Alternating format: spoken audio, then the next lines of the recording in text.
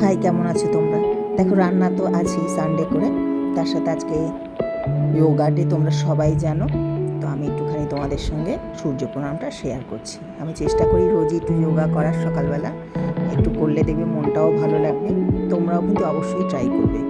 একটুখানি সময় যোগা করে সূর্য প্রণামটা করে নিলেই সারাদিনের মতো নিশ্চিন্ত, কাজেও খুব এনার্জি পাওয়া যায়।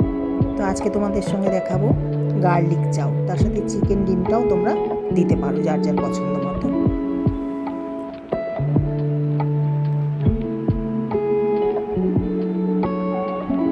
চাউ, গার্লিক চাউ, ঠিক আছে। প্রথমে দেখো, এটা সিদ্ধ করে নিয়েছি।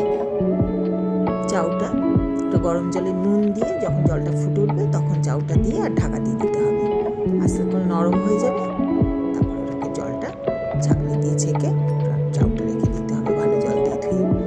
এবার দেখো, ঠান্ডা জল দিয়ে ধুয়ে, তাহলে চাউটা খুব ঝরঝরে হয়। এবার তেল দিয়ে দিলাম, রিফাইন অয়েল দিয়ে, তার মধ্যে তোমার একটুখানি রসুন কুচি দিয়ে দিলাম, যেহেতু গার্লিক চিকেন এই চাউ, বেশি করে রসুন কুচি দিয়ে দিলাম। তারপরে দিলাম গাজর আর বিনস দিয়ে, ওটা ভাজা ভাজা হলো খানিকটা। তারপরে আমি দিলাম পেঁয়াজটা আগে আমরা দেবো না, একটু পরে দিলে বেশ একটুখানি ক্রাঞ্চিনেস থাকে পেঁয়াজটার মধ্যে, খেতে ভালো লাগে।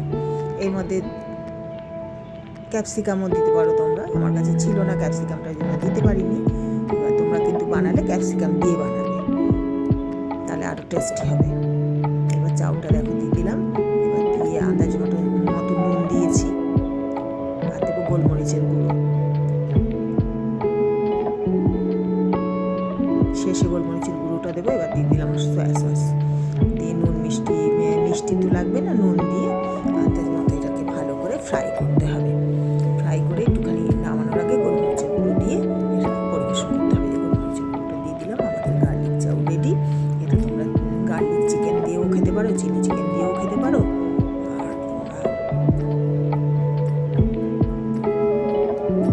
চিকেন মাঞ্চুরিয়ান দিয়েও খেতে পারো। দেখো, আমি গার্লিক চিকেন দিয়ে এটা খেয়েছিলাম, আমরা তোমাদের সঙ্গে শেয়ার করে দিলাম।